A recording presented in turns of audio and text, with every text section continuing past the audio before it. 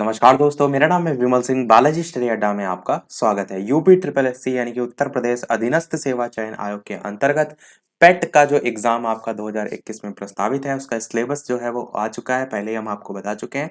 यदि आपने नहीं सिलेबस देखा है, साइड में आई बटन में आपको वो वीडियो की लिंक भी मैं आपको दे दूंगा। आज हम स्टार्ट कर रहे हैं आज से। उसमें एक एक जो टॉपिक हैं, उन टॉपिक वाइज जो है वो वीडियो हम देखेंगे। यहाँ पर प्रश्न हम नहीं देख रहे हैं, पूरा पूरा टॉपिक हम जो है वो कवर करेंगे। तो उसी के अंतर्गत इतिहास की आज हम देखेंगे क्लास नंबर 1। और टॉपिक आज का हमारा होगा सिंधु घाटी की सभ्यता। कोर्स भी आपको मैंने दिया था, उसमें भी आप देखेंगे तो सबसे पहला टॉपिक आपको यही जो है वो दे रखा है। तो चलिए शुरू करते हैं। तो सबसे पहले आपको ये पता होना चाहिए कि जो सिंधु घाटी सभ्यता है, इसका समय जो है वो कब से कब तक जो है वो माना जाता है। तो देखिए, सिंधु घाटी सभ्यता के अंतर्गत जो समय है, उसमें सारे मतभेद देखने को मिलते हैं कि बहुत से अलग अलग विद्वान हैं, उन्होंने खोजा तो उनके अनुसार अलग अलग है। तो हमारे लिए इसमें सबसे ज्यादा जो सही माना जाएगा वो कौन सा माना जाएगा, तो वो हम मानेंगे 2400 से या 2400 ईसा पूर्व से लेकर के 1700 ईसा पूर्व। अब हमने इसको ही क्यों माना, क्योंकि ये जो आपका टाइम पीरियड बताया गया है, ये कार्बन 14 जो पद्धति है, C14 करके मैं लिख देता हूं, इसके अकॉर्डिंग जो है वो बताई गई है। अभी कार्बन 14 पद्धति क्या होती है, ये पद्धति क्या करती है, या इसके माध्यम से आप कह सकते हैं किसी भी प्राचीन जो वस्तु है या सभ्यता है, उसका टाइम पीरियड जो है वो पता लगाया जाता है। तो उसी के अकॉर्डिंग ये टाइम जो है वो बताया गया है। वैसे आप देखेंगे तो इसी में आपको समय और भी अलग अलग डिवीजन जो है वो देखने को मिलता है। एक टाइम पीरियड आप चाहें तो इसमें और याद रख सकते हैं, और वो टाइम पीरियड बताया गया था जॉन मार्शल के द्वारा। जॉन जो मार्शल थे, वो बहुत ही चर्चित व्यक्ति थे जब बात होती है आपकी सिंधु घाटी सभ्यता की। तो जॉन मार्शल के द्वारा जो समय बताया गया था, वो बताया गया था 3250 बैकवर्ड, या बीसी इसको शॉर्ट में लिख सकते हैं, से 2750 बीसी। ये समय अवधि जो है वो जॉन मार्शल के द्वारा जो है वो बताई गई थी। जॉन मार्शल कौन थे, तो इनको भारतीय पुरातात्विक जो विभाग है उसका महानिदेशक बनाया गया था। जैसे जैसे चीजों को हम आगे बढ़ते जाएंगे और चीजें आपकी क्लियर होती जाएंगी। तो हम टाइम पीरियड से लेकर स्टार्ट कर रहे थे, इसीलिए हमने जॉन मार्शल का नाम यहाँ पर बताया। अब सबसे पहला प्रश्न यहाँ से ये आता है कि सिंधु घाटी सभ्यता का नाम सिंधु घाटी सभ्यता ही क्यों पड़ा।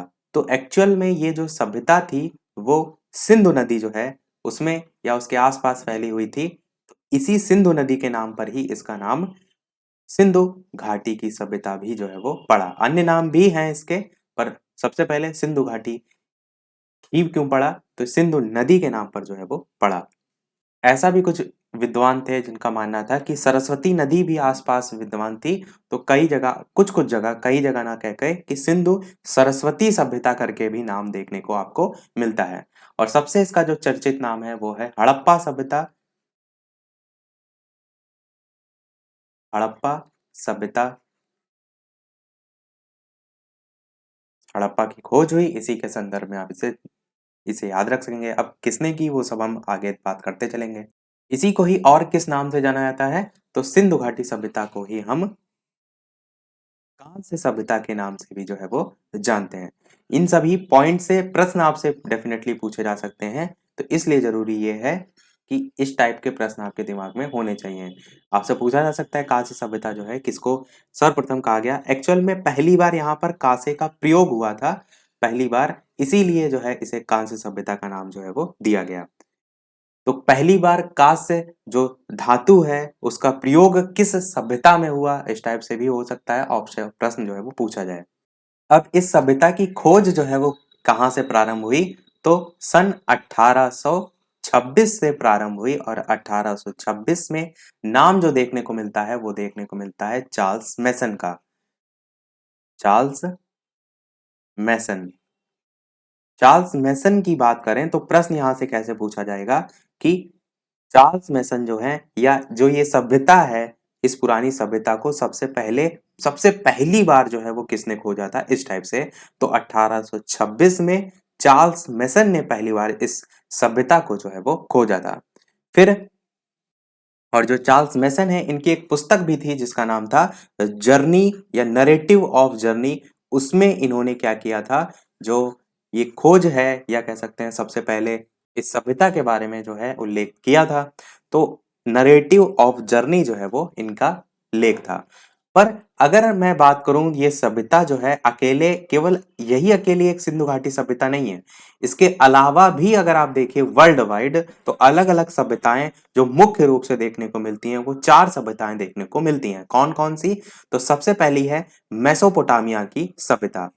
मेसोपोटामिया की सभ्यता, ये जो सभ्यता है वो आपकी दजला व फरात जो नदियां हैं उसके किनारे जो है वो विकसित हुई थी। दजला व फरात नदियां, मेसोपोटामिया आपकी पहले नंबर की हो जाएगी। दूसरी आपकी मिस्र की सभ्यता, जो कि आपकी नील नदी के किनारे जो है वो विकसित हुई। नील नदी के किनारे विकसित हुई। तीसरी आपकी अगर बात करें तो भारत के अंतर्गत जो अभी हम पढ़ ही रहे हैं, और ये जो है आपकी सिंधु घाटी की सभ्यता जो है वो हो जाएगी। और जो चौथी है आपकी वो है चीन की सभ्यता, जो कि आपकी वांगो नदी जो है उसके किनारे जो है वो विकसित हुई। तो इससे आपने एक चीज भी समझा कि जितनी भी यहाँ पर सभ्यताएं विकसित हुई, कहीं ना कहीं वो इन नदियों के किनारे ही जो है वो विकसित हुई। और नदियों के किनारे ही विकसित होने का एक मेन रीजन ये भी हो सकता है कि पहले परिवहन के जो साधन होते थे वो आप देखेंगे तो नदियों के माध्यम से ही अधिकतर व्यापार होते थे। और नदियों से ही आप ये भी कह सकते हैं कि पीने के लिए जल प्राप्त हो सकता है, खाने के लिए जैसे मछलियां हैं तो वो, तो कहीं ना कहीं जो नदियां हैं उससे कहीं ना कहीं ये जो सभ्यताएं हैं वो जुड़ी हुई हैं। अब हम बात कर रहे हैं यहाँ पर सिंधु घाटी सभ्यता की, तो इसी के बारे में बात करेंगे, पर इनका नाम केवल ये पता होना चाहिए किसके किसके किनारे विकसित है। तो इसी क्रम को ही हम आगे कंटिन्यू करते हैं कि 1826 में जो चार्ल्स मैसन थे, उन्होंने सबसे पहले इसके बारे में बताया सारी चीजों को रख करके। अब इसी से ही आगे बढ़ते हैं तो दो नाम देखने को मिलते हैं आपको। एक आपका नाम है जेम्स, या हम ऐसा भी कर सकते हैं कि इसी क्रम में ही चलते चलते हैं। तो हमने अभी 1826 देखा, फिर 1856 की बात करते हैं। तो इसके बाद नाम देखने को मिलता है कनिंघम का। कनिंघम की बात करें तो ये जो है इन्होंने 1856 में ये जो आपकी सभ्यता थी, इस सभ्यता का सर्वेक्षण जो है वो किया था।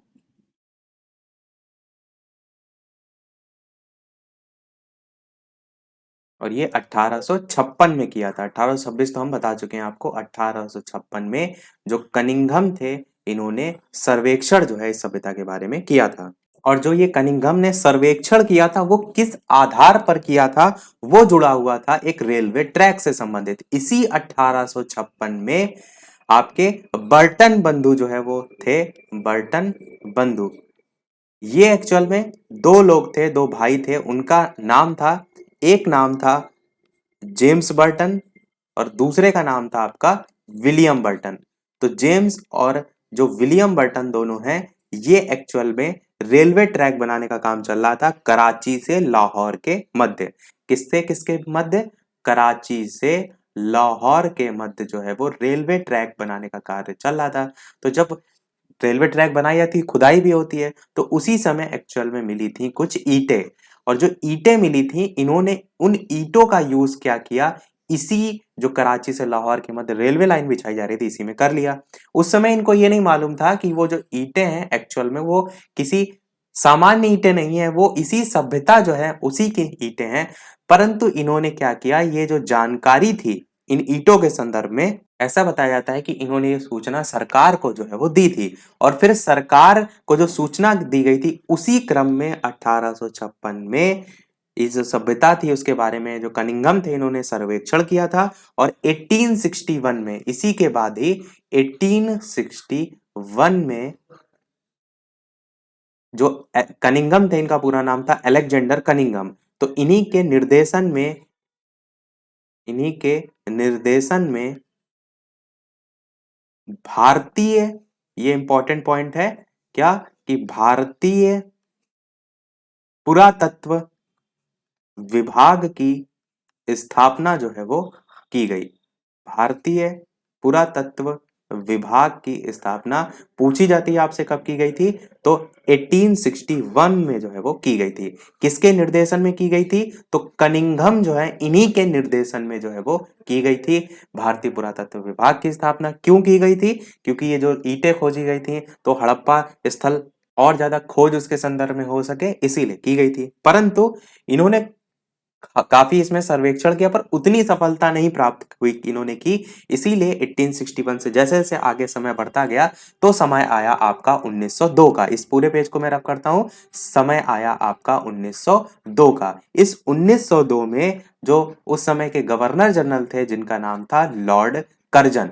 लॉर्ड कर्जन ने क्या किया, जो अभी हमने भारतीय पुरातत्व विभाग की बात की, भारतीय पुरातत्व पुरातत्व शॉर्ट में लिख देते हैं भारतीय पुरातत्व विभाग, और इसमें इन्होंने एक सर्वेक्षण वर्ड भी जोड़ दिया था, सर्वेक्षण विभाग करके। और जो जॉन मार्शल थे, मेन जो आपको ध्यान रखना है वो याद रखना है कि जो जॉन मार्शल थे इनको जो है भारतीय पुरातत्व विभाग का महानिदेशक जो है वो बना दिया गया था। ये चीज जरूर ध्यान रखिएगा कि 1902 में लॉर्ड कर्जन ने बनाया था। तो मेन इन्हीं के हेड के रूप में फिर जब समय धीरे धीरे और आगे बढ़ा तो समय आपका आया 1921 का। इस 1921 के समय में दो भारतीय थे। एक भारतीय का नाम था दयाराम साहनी, दयाराम साहनी, और दूसरे जो थे उनका नाम था राखल दास बनर्जी, राखल दास बनर्जी। ये दोनों भारतीय थे, ये चीज ध्यान दीजिएगा, बनर्जी लिख देते हैं। तो इसके क्रम में क्या हुआ, जो दयाराम साहनी थे इन्होंने हड़प्पा का जो है उत्खनन किया। ये सबसे महत्वपूर्ण पॉइंट है, ये चीज जरूर ध्यान रखिएगा। और जो राखल दास बनर्जी हैं इन्होंने मोहनजोदड़ो जो है उसका उत्खनन जो है वो किया। मोहनजोदड़ो को ही हम मृतकों का टीला भी कहते हैं, इस चीज का ध्यान रखिएगा। प्रश्न ऐसे भी पूछा जाता है कि इसका क्या अर्थ होता है, तो मृतकों का टीला जो है वो होता है मोहनजोदड़ो का अर्थ।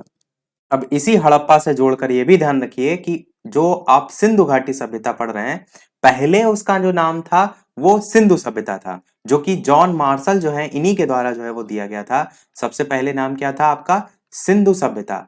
फिर इसका नाम जो परिवर्तित हुआ वो सिंधु सभ्यता से सिंधु घाटी सभ्यता जो है वो हो गया था।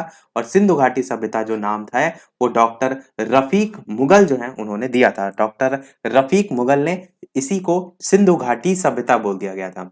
परंतु अगर वर्तमान में बात करें तो वर्तमान में ये नाम आपका क्या है, तो हड़प्पा सभ्यता के नाम से इसे हम जानते हैं। ध्यान दीजिए, वर्तमान में नाम क्या है इसका, हड़प्पा सभ्यता है। अब इसी के अंतर्गत हम और अलग अलग स्थलों की बात कर रहे हैं, और हड़प्पा जो है उसको और डिटेल में बात करने से पहले ये जान लेते हैं कि जो पूरा पर्टिकुलर आपका सिंधु सभ्यता है वो कहां से लेकर कहां तक जो है वो फैली हुई थी। तो अगर हम इस प्रकार से इसे चार दिशाओं में दर्शाएं तो उसमें आपको और अच्छे से समझ में जो है वो आ जाएगा। ऊपर की दिशा आपकी उत्तर हो जाएगी, नीचे की आपकी दक्षिण हो जाएगी, इधर की दिशा आपकी पश्चिम हो जाएगी, और इधर की दिशा आपकी पूर्व हो जाएगी। अब इसी में ही समझ लेते हैं कि कहां से कहां तक फैला हुआ था। ट्रिक से भी देखेंगे, बहुत अच्छी ट्रिक है। तो सबसे पहले ट्रिक ही चलिए लिख देते हैं। ट्रिक हमारी है सुदामा। सुदामा आप जानते हैं, श्री कृष्ण वाले सुदामा है, बस वही ध्यान रखिएगा इसमें। ये आपकी एक छोटी सी ट्रिक है जिससे पूरा आपको विस्तार याद हो जाएगा। सुदामा में जो सु वर्ड लिखा हुआ है इससे आपका पश्चिम से हम शुरू करेंगे, और ये एंटी क्लॉकवाइज ना इस टाइप से जाएंगे, यानी कि क्लॉकवाइज ना जाएंगे, अपोजिट जाएंगे। तो पश्चिम में आपका सुत कांगेडोर, इसको रफ करके ब्रैकेट में लिख देते हैं, सुत कांगे डोर। ये आपका जो सुदामा है उसके सु से हो गया, यानी कि सुदामा का जो सु है उससे हो जाएगा सुतकांगे डोर। फिर हम एंटी क्लॉकवाइज में आएंगे तो दक्षिण पे आएंगे। और ये आपका सुदामा में क्या आ रहा है, दा आ रहा है, तो दा से आप क्या याद रखेंगे, दाइमाबाद। और दा से ही दक्षिण भी है, वहां से भी आप जोड़ सकते हैं, तो दा से दाइमाबाद।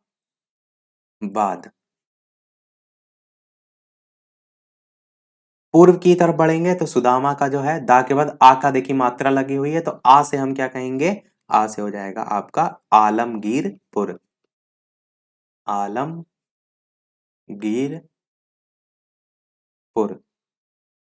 अभी इनके स्थान की भी हम बात करेंगे कि कौन कहां पर है।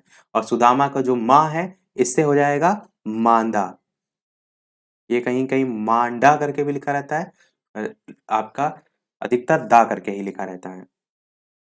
तो आप ट्रिक से जोड़ लीजिए, दा से आपका दाएं, सुदामा का जो दा है उसे दाइमाबाद, सुदामा में जो आ की मात्रा है उसे आलमगीर, और सुदामा का जो माँ है उसे माता। तो इस टाइप से आप केवल एक शब्द से चारों इसके स्थान को याद रख सकते हैं। अब हम बात करते हैं कौन कहां पर स्थित है। तो सुत कांगेडोर जो है ये आपका बलूचिस्तान में जो है वो स्थित है। बलूचिस्तान में जो है वो स्थित है। जो दाइमाबाद है ये आपका स्थित है महाराष्ट्र में।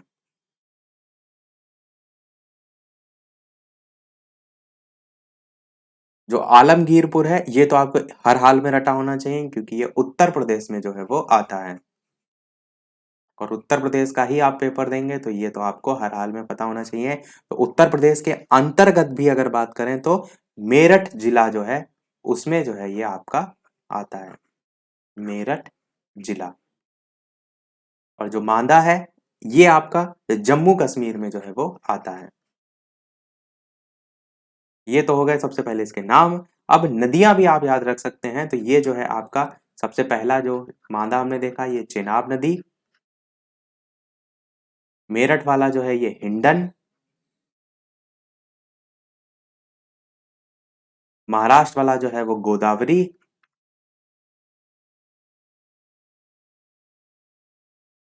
और जो सुतकांगे डोर है जो कि बलूचिस्तान में है ये दास या दस्त नदी। वीडियो सभी लोग लाइक अवश्य जो है वो करते रहिएगा। अगर वीडियो में दी गई जानकारी आपको पसंद आए, चीजें समझ में आए, तो जितने भी लोग वीडियो देख रहे हैं सभी लोग वीडियो को लाइक और शेयर अवश्य जो है वो कर दीजिएगा। देखिए ये हमने देख लिया कि कहां पर क्या स्थित है। सुदामा से आप इसको आसानी से याद रख सकते हैं। तो ये विस्तार क्या दर्शाता है, ये विस्तार ये दर्शाता है कि हमारा जो भारतीय नक्शा है उसमें जो पूरी सिंधु घाटी सभ्यता है वो कहां से लेकर कहां तक फैली हुई है। यानी कि अगर भारतीय नक्शे के, क्योंकि जो सिंधु घाटी सभ्यता है केवल भारत में तो है नहीं, वो इधर साइड बलूचिस्तान में भी है, पाकिस्तान में भी कुछ प्रदेश है, तो वो जो फैला हुआ है वो आप देखेंगे तो उसका पूरी सिंधु घाटी सभ्यता का जो सबसे उत्तरी सिरा है वो आपका मांदा पड़ता है जो कि जम्मू कश्मीर में आता है। सबसे जो पूर्वी सिरा है वो आपका यूपी में मेरठ जिला में पड़ता है। दाइमाबाद सबसे दक्षिणी सिरा सिरा जो है वो हो जाएगा जो कि महाराष्ट्र के अंतर्गत आता है। और जो आपका सबसे पश्चिमी सिरा है वो आपका सुत कांगेडोर जो है वो कहलाता है। अब जो अलग अलग आपका काल विभाजन था उसके अंतर्गत से एक प्रश्न आपसे पूछा जा सकता है। वो क्या पूछा जा सकता है कि जो सिंधु सभ्यता है वो आपकी प्राक ऐतिहासिक, प्राक ऐतिहासिक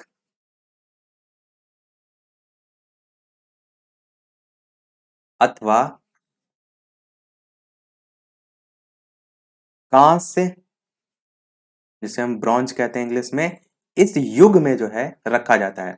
प्रश्न में ऐसे आ सकता है कि जो सिंधु घाटी सभ्यता है वो किस में आती है। उसमें ऑप्शन में आपका प्राग ऐतिहासिक हो सकता है, आद्य ऐतिहासिक हो सकता है, ये भी चलिए यहां पर लिख देते हैं आद्य ऐतिहासिक।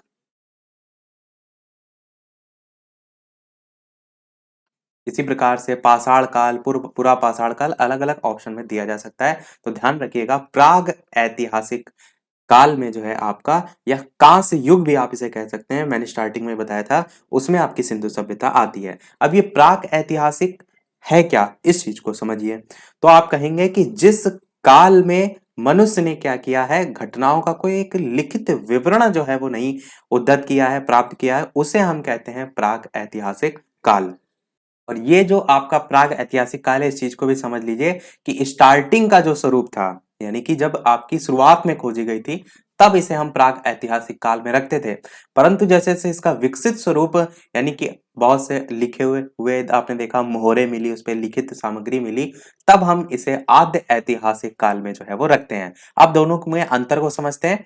आद्य ऐतिहासिक काल क्या होता है कि उस काल को हम कहेंगे जिस काल में लिखित सामग्री मिली या लेखन कला जो है आपकी मिली, पर उसे हम पढ़ नहीं सके हैं अभी तक, तो वो आपका आद्य ऐतिहासिक काल में आता है। और प्राक ऐतिहासिक काल में आप क्या कहेंगे, जो अभी मैंने बताया कि किसी भी प्रकार का कोई लिखित विवरण जो है वो उपलब्ध नहीं हुआ है। तो स्टार्टिंग में मैंने यही चीज कही ना कि स्टार्टिंग में प्राग ऐतिहासिक काल इसलिए कहा गया क्योंकि स्टार्टिंग में कोई ऐसा लिखित विवरण नहीं, स्टार्टिंग में नगर सभ्यता ये सारी चीजें मिली, पर जैसे जैसे खोज होती गई तो विभिन्न प्रकार की मुहरे वगैरह भी देखने को मिली, तो लिखित स्वरूप भी देखने को मिला, परंतु उसको हम पढ़ अभी तक नहीं पाए हैं। तो इसीलिए इसे हम आद्य ऐतिहासिक काल में जो है वो रखते हैं। और जब हम इसे पढ़ भी लेंगे, यानी जब ऐसी अवस्था जब लिखित सामग्री भी मिले और उसे हम पढ़ भी लें, तो उसे फिर इतिहास जो है वो कहा जाता है। तो मानव विकास के उस काल को हम इतिहास कहेंगे जिसका विवरण लिखित रूप में हम उपलब्ध है, पढ़ने योग्य है। अब यहाँ पर हम बात करते हैं स्थलों की, जैसे आपका हड़प्पा, मोहनजोदड़ो और अलग अलग हैं। तो उसको बात करने से पहले मैं एक चीज ये आपको जरूर बता दूं कि जो मैंने स्टार्टिंग में बताया था कि पाकिस्तान, अफगानिस्तान, भारत, ये पूरा अलग अलग जगह फैला हुआ है। तो इसके अंतर्गत आपका भारत में सबसे ज्यादा इसके स्थल जो है वो खोजे गए हैं। इस टाइप से प्रश्न आए तो ध्यान रखिएगा। तो अब देख लेते हैं हम पूरी लिस्ट इसको रब करके कि कौन कौन से जो हैं सिंधु घाटी सभ्यता के प्रमुख स्थल के रूप में जो है वो जाने जाते हैं। प्रश्न पूछने का जो चांसेस है वो यहाँ से 200% रहते हैं। अधिकतर आप देखेंगे तो प्रश्न यहाँ से पूछे जाते हैं। सबसे पहले हड़प्पा, जो कि आपकी स्थिति नदी की अगर बात करें तो रावी नदी, स्थिति की बात करें तो पाकिस्तान जो है इसका मोंटगोमरी जिला, ब्रैकेट में लिख देते हैं मोंटगोमरी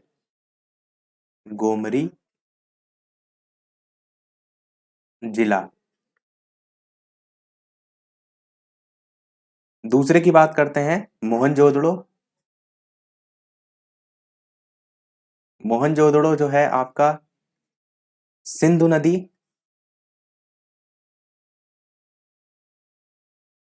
और इसकी स्थिति की बात करें,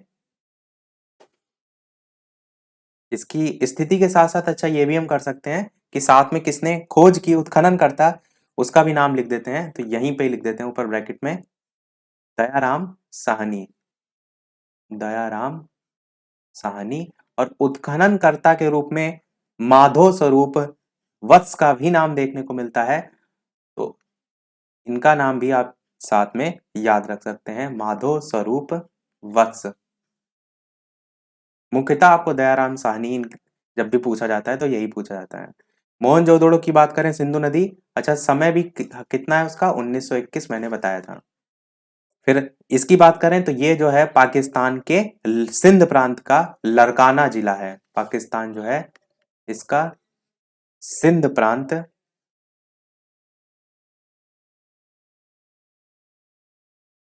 का लरकाना जिला, लरकाना जिला। और इसको किसने खोजा था, मैंने स्टार्टिंग में बताया, राखल दास बनर्जी, राखल दास बनर्जी।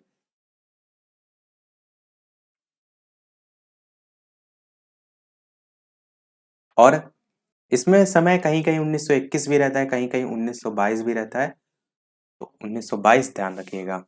फिर आपका तीसरा महत्वपूर्ण है लोथल। ये आपको एकदम हर हाल में रटने हैं जितने मैं यहाँ पर लिख रहा हूं, क्योंकि ये बार बार घूम फिर के आपसे पूछे ही जाएंगे। नदी आप भले ना याद रखें पर कहाँ पर स्थित है वो जरूर ध्यान रखिएगा।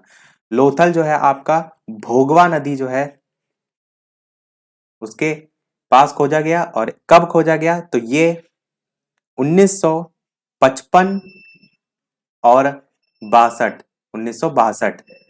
और ये आपका कहाँ खोजा गया था, तो ये आपका गुजरात जो है उसमें खोजा गया था। और डिटेल में आप ज्यादा याद रख सकते हैं या याद रखना चाहते हैं तो गुजरात के अंतर्गत अहमदाबाद जो है वो जिला था, गुजरात का अहमदाबाद जिला। फिर किसने खोजा था, इनका नाम जरूर ध्यान रखिए, रंगनाथ राव जो है उन्होंने खोजा था। रंगनाथ राव जो है उन्होंने खोजा था। फिर नेक्स्ट की बात करते हैं, चौथा आपका हो जाएगा कालीबंगन, या कालीबंगा करके भी लिखा रहता है, कालीबंगा। कालीबंगा जो है आपका सबसे पहले कब खोजा गया, तो 1953 में जो है वो खोजा गया। और किसके द्वारा खोजा गया, तो बीबी लाल और पी के थापर थे, उनके द्वारा खोजा गया था। नाम इतना नहीं पूछा जाता है। कहाँ खोजा गया था ये पूछा बिल्कुल जा सकता है, तो राजस्थान जो है उसके हनुमानगढ़, राजस्थान के हनुमानगढ़ जिले में जो है वो खोजा गया। हनुमानगढ़ जिला। जो आपको याद रखने की दो नाम, वो हड़प्पा मोहनजोदड़ो और लोथल भी याद रख सकते हैं, जो अधिकतर पूछा जाता है। और स्थान किसी का भी पूछा जा सकता है, ये ध्यान रखिएगा। तो ये हो गया आपका कालीबंगा, जिसे हम कालीबंगन के नाम से भी जानते हैं। चार हो गए हमारे, रफ करते हैं सभी को। देखते हैं हमारा पांचवा। पांचवा आपका हो जाएगा बनमाली।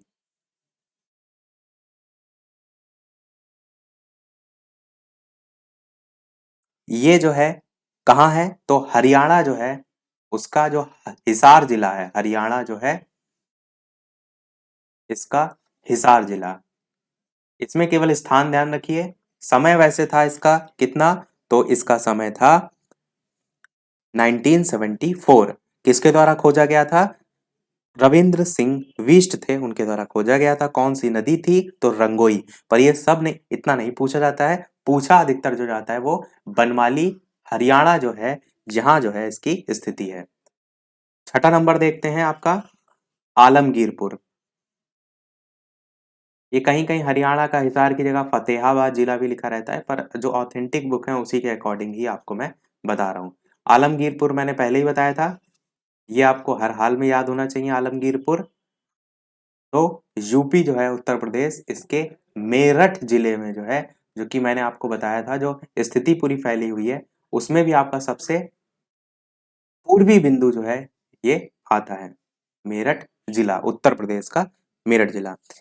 किसके द्वारा खोजा गया था, इसमें आप ये याद रख सकते हैं क्योंकि यूपी का है, तो यज्ञदत्त शर्मा जो है, इनके द्वारा जो है वो खोजा गया था, या उत्खननकर्ता भी कह सकते हैं, उसके रूप में इन्हें जाना जाता है। नदी कौन सी थी, तो मैंने पहले ही बताई थी, हिंडन जो है वो नदी थी। हिंडन जो है वो नदी थी। कब खोजा गया था, सन भी याद रख सकते हैं, 1958 में जो है वो खोजा गया। यूपी का है इसलिए आप याद रख सकते हैं।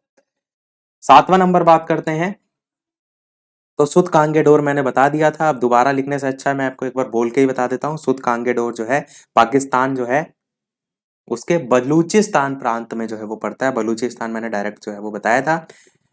और उसके बाद आपका तीन और याद रखिए। एक आप याद रखिए कोट दीजी, कोट दीजी।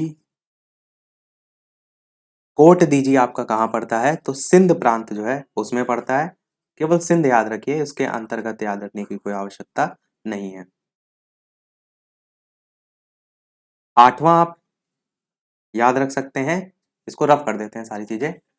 आठवां आपका चनहूदड़ो, चा आधी ना, हा बड़े ऊ की मात्रा, दा ड़ा और ओ, चनहूदड़ो। ये आपका सिंध प्रांत के अंतर्गत पाकिस्तान जो है आप याद रख सकते हैं। और चनहूदड़ो भी जो है वो सिंधु नदी जो है उसके किनारे खोजा गया। और एक और याद रख सकते हैं सुरकोटदा। ये चीज जरूर ध्यान रखिएगा, सुत कांगेडोर अलग है और सुत कोटदा जो है वो अलग है। तो नवा नंबर आप क्या याद रख सकते हैं, सुत कोटदा, जो कि आपका गुजरात के अंतर्गत जो है वो आता है। डिटेल में गुजरात का कच्छ जिला भी आप इसे कह सकते हैं। चाहे तो इन्हीं स्थल को आप ऐसे भी याद रख सकते हैं कि गुजरात के अंतर्गत आपका लोथल आता है, रंगपुर आता है, धौलावीरा आता है। ये भी एक तरीका हो सकता है। चाहे तो आप इस टाइप से गिने चुने को भी याद रख सकते हैं, वो आपका अपना जो जैसे इजी पड़े।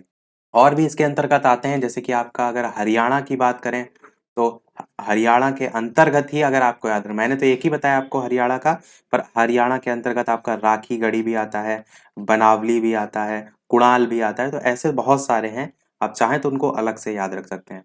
पर अब हम बात करते हैं हमारे इसी के अंतर्गत कुछ इंपॉर्टेंट पॉइंट की, जो कि वन लाइनर या कह सकते हैं आपसे प्रश्न जो है वो पूछे जा सकते हैं किस किस टाइप से। तो सभी हमने पूरा टॉपिक बात कर लिया है, अब हम सीधे सीधे बात करते हैं, जैसे जैसे प्रश्न आ सकते हैं। सबसे पहला प्रश्न ये आ सकता है कि जो सिंधु सभ्यता है उसके बंदरगाह जो है वो कौन थे। तो आपका लोथल एक बंदरगाह था, और आपका सुतकोट जो मैंने सबसे लास्ट में बताया था, ये भी जो है आपका बंदरगाह था। तो ऑप्शन इस टाइप से प्रश्न पूछा जा सकता है कि इनमें से कौन सिंधु घाटी सभ्यता का बंदरगाह नहीं है या फिर बंदरगाह है, तो आप वहां से इसे पहचान सकें। फिर दूसरा ये प्रश्न पूछा जा सकता है कि जुते हुए खेत और नक्काशीदार जो ईंटें हैं उनका जो साक्ष्य है वो कहाँ से मिला है। तो कालीबंगन से जो है वो मिला है। कालीबंगन से क्या मिला है, इसको भी साथ में लिख देते हैं सामने। तो आप कहेंगे जुते हुए खेत और साथ ही साथ आपका नक्काशीदार ईंटें। यही मेन आपको जो लास्ट में आपको ये इंपॉर्टेंट पॉइंट टाइप से मैं लिखा रहा हूँ, यही टाइप से ही प्रश्न आपसे पूछे भी जाते हैं, आप देखेंगे अधिकतर जो एग्जामों में पूछे गए हैं। अब एक प्रश्न ये पूछा जा सकता है कि जो सैंधव सभ्यता है इसकी सबसे बड़ी जो इमारत है, सैंधव सभ्यता की सबसे बड़ी इमारत संभवतः किसे माना जाता है। शॉर्ट में लिख देते हैं इमारत।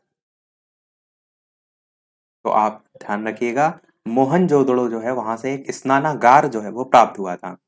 मोहनजोदड़ो से प्राप्त स्नानागार, या स्नानागार ना कहकर अन्नागार कहिए, क्योंकि स्नानागार तो गहराई में जाएगा, अन्नागार जो है इसे जो है वो माना गया था।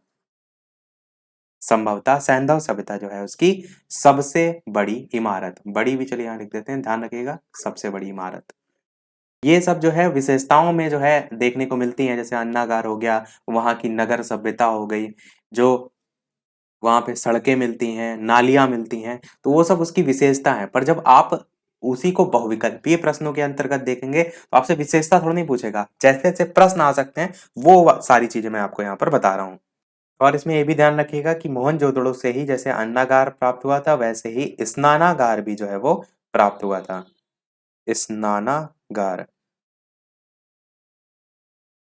और ये भी आपका जो स्नानागार है इसके मध्य आपका स्नान कुंड भी जो है वो मिला था। और स्नान कुंड की लंबाई चौड़ाई अगर आप याद करना चाहते हैं तो वो भी मैं आपको बता देता हूं। तो ये जो है 11.88 मीटर लंबी, 7.01 मीटर जो है वो चौड़ी, बी लिख देते हैं ब्रेथ, और 2.43 मीटर गहरी, यानी एच हाइट। तो ये जो है स्नान कुंड जो है वो मिला था उसके बारे में। अब करते हैं इसको, अगले पेज पर बात करते हैं। तो मोहनजोदड़ो जो है उससे प्राप्त जो शैल मिलती हैं, चट्टानें मिलती हैं, तो उस पर एक 3 मुख वाले देवता, 3 मुख वाले देवता जिन्हें हम पशुपतिनाथ कहते हैं, पशुपतिनाथ कहते हैं, इनकी मूर्ति भी जो है वो मिली थी। इनके चारों ओर हाथी, गैंडा, चीता और भैंसा, ये जो है वो विराजमान था। अब बहुत ज्यादा अगर डिटेल में प्रश्न पूछा जाएगा तो इस टाइप से प्रश्न पूछा जा सकता है कि जो सिंधु घाटी सभ्यता में पशुपतिनाथ जो है उनकी मूर्ति मिली थी, उसमें इनमें से कौन सा जो है वो जानवर का नहीं था चिन्ह। वहां पर अलग अलग दे रखे होंगे, या ऐसे भी प्रश्न पूछा जा सकता है कि किसकी मूर्ति मिली थी, वहां पर अलग अलग नाम दे रखे होंगे, तो पूछने का तरीका कुछ भी हो सकता है। कांसे की मूर्ति के बारे में मैंने स्टार्टिंग में बताया था, तो वो भी ये ध्यान रखिए मिली कहाँ से थी, तो मोहनजोदड़ो जो है वहीं से आपकी जो है नर्तकों की, नर्तकी कह सकते हैं, उसकी कांस्य की मूर्ति जो है वो मिली थी। कांस्य की मूर्ति किस टाइप की वो मूर्ति थी वो मैं आपको दिखाता भी हूँ ताकि थोड़ा और अच्छे से आपके दिमाग में बैठ जाए। तो वो जो मूर्ति थी कुछ वो इस प्रकार की मूर्ति थी जो कि मिली थी, यह कांसे की मूर्ति थी। अब यहाँ से एक चीज ये भी समझिए, जो कांसा है वो, जो कांसे की मूर्ति मिली है वो कांसा किससे किससे मिलकर बना होता है। कांसा एक मिश्र धातु होती है, आप सभी जानते हैं। और काफी बार मैंने ट्रिक भी बताई है, काटता ध्यान रखिए। तो काटता में जो का है उससे कांसा हो जाएगा, ता जो है उससे टिन हो जाएगा, और ता जो है उससे तांबा हो जाएगा। तो तांबा और आपका टिन, इसका जो है ये मिश्रण होता है कांसा, और इसी से ही आपकी जो है ये मूर्ति जो है वो बनाई गई थी। और जैसा कि आपको पहले से ही ज्ञात है कि तांबा यहाँ से जो आ रहा है, तांबा ऐसी पहली धातु है जो कि मनुष्य ने सर्वप्रथम इस धातु को जो है वो खोजा था। यानी कि पूछा जाए कि मनुष्य ने किस धातु का प्रयोग सबसे पहले किया था, तो तांबा ही जो है वो धातु थी। और इसके द्वारा बनाया जाने वाला औजार क्या था, तो कुल्हाड़ी जो है वो था। कुल्हाड़ी जो है वो प्रथम औजार जो है वो था। तो ये समझ रहे हैं आप कि जब तांबा खोज लिया गया उसके बाद ही जो है उस टिन में मिला करके कांसा जो है वो बनाया गया। अब बात करते हैं लिपि की। तो लिपि यहाँ पर कौन सी थी, तो सिंधु सभ्यता की जो लिपि है उसका नाम क्या था, तो उसका नाम था भाव चित्रात्मक। भाव चित्रात्मक नाम ध्यान रखिएगा, ऑप्शन अलग अलग टाइप से दिए जा सकते हैं। तो भाव चित्रात्मक जो है वो सिंधु घाटी सभ्यता की लिपि जो है वो थी। अब ये जो लिपि थी ये आपकी दाई से बाई ओर लिखी जाती थी। दाई से बाईं ओर जो है वो लिखी जाती थी। अधिकतर हम इस टाइप से लिखते हैं, पर ये दाईं से बाईं ओर की ओर जो है वो लिखी जाती थी। जब अभिलेख एक से अधिक पंक्तियों का होता था तब पहली पंक्ति दाईं से बाईं और दूसरी बाईं से दाईं, इस टाइप से आपका क्रम चलता था। फिर बात करते हैं सिंधु सभ्यता जो है इसकी कौन कौन सी मुख्य फसलें थी। तो फसलों में आपकी दो आपको याद रखनी है, एक गेहूं और एक आपकी जौ, जो सबसे ज्यादा मुख्यतः देखने को आपको इस सभ्यता में मिलती हैं। ऐसा नहीं है कि और नहीं थी, मतलब कहने का है कि मुख्यतः गेहूं और जौ ही थी। परंतु जैसे अगर और बात करें, जैसे चावल की अगर बात कर लें, तो जो चावल है उसके साक्ष्य जो है वो मिले थे कहाँ से, रंगपुर से। और कहाँ से, तो लोथल से। तो लोथल और रंगपुर से जो है वो चावल के दाने जो है वो मिले थे, जिससे ऐसा भी बताया जाता है कि यहाँ पर धान की खेती होने का भी प्रमाण मिलता है। तो चावल के अगर प्रथम साक्ष्य पूछे जाए कहाँ मिलते हैं, मिले थे, तो लोथल आप जो है वो ध्यान रखिएगा। चावल के प्रथम साक्ष्य लोथल से प्राप्त हुए थे। फिर बात करते हैं, तो एक नाम देखने को मिलता है और वो नाम है पिग्गट का। ये जो नाम है, इनकी अगर बात करें तो इन्होंने हड़प्पा और मोहनजोदड़ो जो है इसको एक विस्तृत साम्राज्य जो है उसकी जुड़वा राजधानी जो है वो कहा था। इन्होंने ये संज्ञा जो है वो दी थी विस्तृत साम्राज्य की जुड़वा राजधानी जो है किसने कहा था, तो पिग्गट जो है इन्होंने कहा था। ऐसे कई बार प्रश्न डायरेक्ट वन लाइनर में पूछ लिए जाते हैं। फिर अगर बात करें तो जो सिंधु सभ्यता के लोग होते थे, सिंधु सभ्यता के लोग, जो धरती होती थी उसको उर्वरा जो है या उर्वरता जो है उसकी देवी जो है वो मानते थे। उर्वरता की देवी जो है वो मानते थे और वही मानकर उसकी पूजा करते थे सिंधु सभ्यता के लोग। एक प्रश्न आपसे ये भी पूछा जा सकता है स्वास्तिक चिन्ह के संदर्भ में। तो स्वास्तिक जो चिन्ह होता है वो संभवतः ऐसा माना जाता है कि वो इसी सभ्यता में जो है वो खोजा गया था। स्वास्तिक चिन्ह, स्वास्तिक चिन्ह आप सभी जानते हैं, वो जो शुभ लाभ जो है उसके बीच में बनाया जाता है, कुछ इस टाइप से होता है। और ये करके इस टाइप से यहाँ पर बीच बीच में इस टाइप से बिंदु भी बना दिए जाते हैं और ये थोड़ा सा मुड़ा भी होता है। तो ये होता है स्वास्तिक चिन्ह। तो ऐसा बताया जाता है कि जो ये स्वास्तिक चिन्ह है ये भी आपका इसी सिंधु सभ्यता में जो है वो खोजा गया था, ऐसा संभवतः जो है वो बताया जाता है। अब बात करते हैं अगर पशुओं में, तो पशुओं में कुबड़ वाला सांड जो है, कुबड़ वाला सांड, ये इस सभ्यता के लिए विशेष रूप से जो है वो पूजनीय था। वस्त्रों की अगर बात करें तो यहाँ पर सूती और ऊनी वस्त्रों का प्रयोग जो है वो देखने को मिलता है। अगर बात करें मनोरंजन की, तो मनोरंजन के लिए जो यहाँ के वासी थे वो मछली पकड़ना, शिकार करना, पशु पक्षी जो है उनको आपस में लड़ाना, चौपड़, पासा खेलना, ये सभी साधन का जो यूज है वो करते थे। सिंधु सभ्यता के बारे में ये भी बताया जाता है कि यहाँ के लोग तलवार से परिचित नहीं थे, क्योंकि जहां पर जितनी भी नगर वगैरह जो खोजे गए थे उसमें किसी भी प्रकार से युद्ध के प्रमाण जो है वो देखने को नहीं मिलते हैं। किसी भी प्रकार से युद्ध के प्रमाण, कोई भी तलवार वगैरह या लड़ाई से संबंधित कोई भी चीज देखने को नहीं मिलती थी। तो ऐसा भी बताया जाता है कि यहाँ का जो वातावरण था वो काफी शांति प्रिय जो है वो वातावरण था। अगला पॉइंट एक बहुत ही महत्वपूर्ण है जो कि यहाँ के नगरों की विशेषता में देखने को मिला, जो है शवों के संदर्भ में। तो शवों को यहाँ पर दफनाने और गाड़ने दोनों प्रकार की जो व्यवस्था थी वो देखने को मिलती थी। तो यहाँ पर अगर बात की जाए हड़प्पा की, तो हड़प्पा में जो है जो शव थे उनको दफनाने का जो है वो प्रमाण मिला। और जो हड़प्पा के बाद मोहनजोदड़ो है उसकी अगर बात करें, मोहनजोदड़ो, तो यहाँ पर जो शव थे उनको जलाने की प्रथा जो है वो विद्यमान थी। कुछ ऐसे भी प्रदेश खोजे गए थे जहां पर ये दोनों का मिक्स फॉर्म देखने को मिला, जैसे कि कालीबंगा और लोथल। तो कालीबंगा और जो लोथल था वहां पर दोनों ही टाइप की चीजें देखने को मिली, यानी कि दफनाना भी और साथ ही साथ जलाने की प्रथा भी। और यहाँ पर जो आग में पकी हुई मिट्टी थी उसको टेराकोटा जो है वो कहा जाता है। ये हमारा लास्ट पॉइंट है। और इसके बाद एक प्रश्न हम आपसे भी पूछेंगे। ये जो है आग में पकी हुई जो मिट्टी होती थी,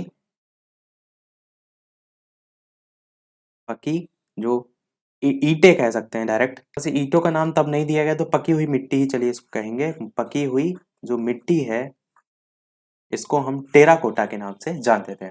बाकी यहाँ की और भी विशेषताएं जैसे नगरीय विशेषता, मैंने वो सारी चीजें बताई। यहाँ पर नालियाँ, सड़कें जो है वो समकोण पर, या समकोण पर ना कह के ये कह सकते हैं कि पूरब से पश्चिम की ओर जाती थी सड़कें। कालीबंगा में देखेंगे तो सड़कें पूर्व से पश्चिम दिशा में। तो इस टाइप से बहुत सी अलग अलग इसमें विशेषताएं देखने को मिलती हैं। नगर नियोजन एक इसकी पूरा अगर ओवरऑल हम बात करें तो प्रमुख विशेषता थी। तो सारी चीजें हमने इस वीडियो में कवर कर ली।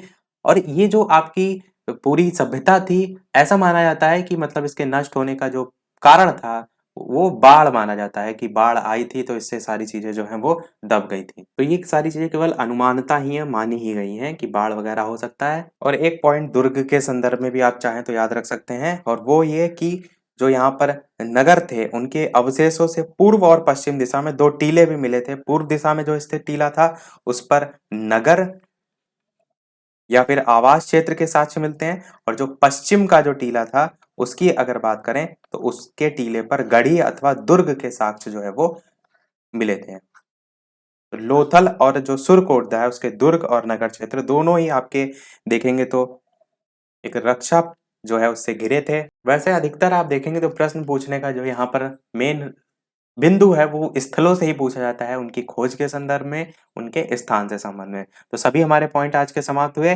अब वीडियो को समाप्त करने से पहले एक प्रश्न हम आपसे भी पूछेंगे, पर वो प्रश्न पूछने से पहले वीडियो को अभी तक आपने लाइक ना किया हो, इतनी अच्छे से अच्छी सारी जानकारी हमने आपकी प्रोवाइड की, तो एक सभी का वीडियो पर लाइक तो बनता ही है। चैनल पर नए हो तो सब्सक्राइब करके भी जुड़ जाइएगा। टेलीग्राम चैनल से नहीं जुड़े हैं तो लिंक आपको डिस्क्रिप्शन में मिल जाएगी, सर्च करके भी बालाजी स्टडी अड्डा जुड़ सकते हैं। तो प्रश्न आपका है इस वीडियो का, जिसका आपको वीडियो के मेन कमेंट में आंसर बताना है, और वो प्रश्न आपका ये है कि जो हड़प्पा है इसके खंडहर किस नदी के तट पर पाए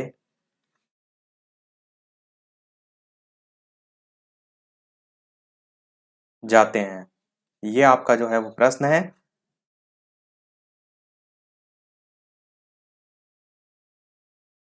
चार ऑप्शन भी दे देते हैं। पहला ऑप्शन है आपका ए, रावी नदी। बी ऑप्शन है आपका सिंधु नदी। सी ऑप्शन है आपका झेलम नदी। और डी ऑप्शन है आपका इनमें से कोई नहीं। चलिए कर देते हैं एक और बढ़ाकर, इसको ई कर देते हैं और इसको डी कर देते हैं। डी ऑप्शन आपका है सतलज नदी और ई है आपका इनमें से कोई नहीं। तो ये आपके पास 5 ऑप्शन है। कौन सा सही होगा? सभी लोग अपना आंसर वीडियो के मेन कमेंट में अवश्य जो है वो बताइएगा।